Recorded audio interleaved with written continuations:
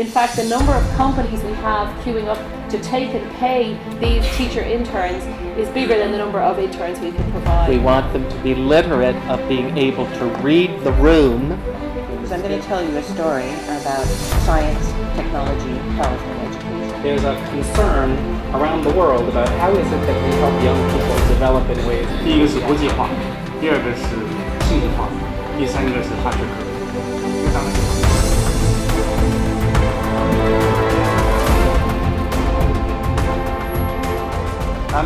I'm going to talk a little bit about literacy education, but also with a bit of a health twist at the end.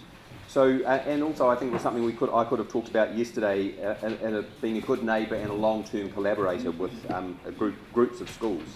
So in the faculty we have a research centre, the Wolf Fisher Research Centre, which has been in operation for 21 years. And its main work is around literacy development in low socioeconomic schools and school clusters with high deprivation indexes. And a lot of their work is around using technology to enhance literacy education. That research institute for about the last 10 years has been a partner with Manaiakalani Community Trust, which is a community trust which works with, in high deprivation areas, with groups of schools from primary to secondary schools, working at about 68 schools throughout New Zealand. And in 2015, the research centre has a sort of a dual role. It's a product development, it works with the trust to develop products with the schools to enhance literacy education, but it also has an evaluation role as well. In fact, the man who chairs the trust says that his relationship with the university is what gives him credibility, because everything is highly evaluated and well reported on.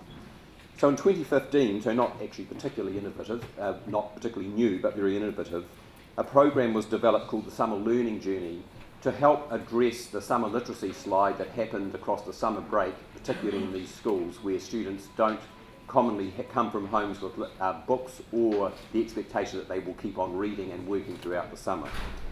So the program is a very simple one. It involves a large team of our students and teachers from the schools over the summer period, encouraging students to blog on particular topics over the summer.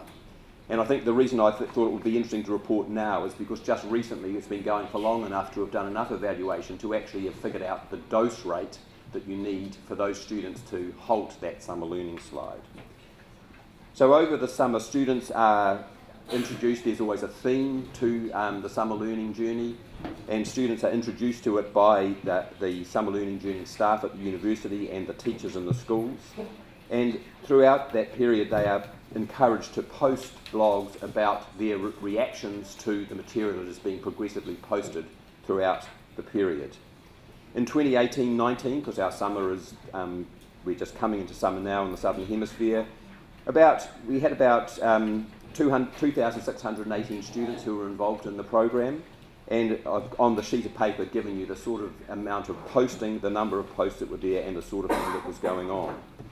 So at the same time, there is a research project going on alongside this where paired comparisons are made with students who have not participated. Very carefully paired trial goes on, and I put on the sheet the increases in reading and writing scores in some standardised tests that are done as a result of it, significant increases in the reading and writing of these students.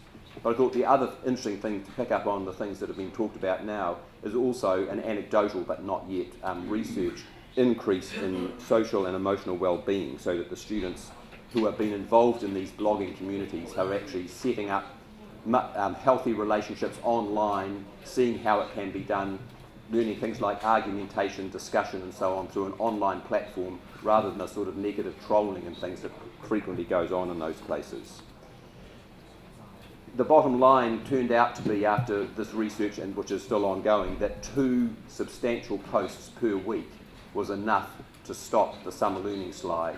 And in fact, I didn't put it on the sheet because I find it too hard to believe that actually students who blog at the high end actually increase their reading and writing proficiency up on average of about 1.6 years on the standardised test. It seems too good to be true, but that's what the researchers tell me is happening. And I thought the other reason that it was an interesting thing to talk about here was that that the Wolf Fisher Research Centre has a relationship with SMILE, which is the Shanghai Municipal Institute for Lifelong Education, which is associated with this faculty. And there's been discussion about launching the summer learning journey in Shanghai with completely the opposite intention to the one that we run. So we run it to actually keep students engaged with school over the summer. SMILE are talking about introducing it in Shanghai to do completely the opposite, to get students to step away from schoolwork and education over the breaks and think about things beyond school and the school curriculum. So I think nice sort of twist on a product, if you like, that could be used in different ways. Thank you.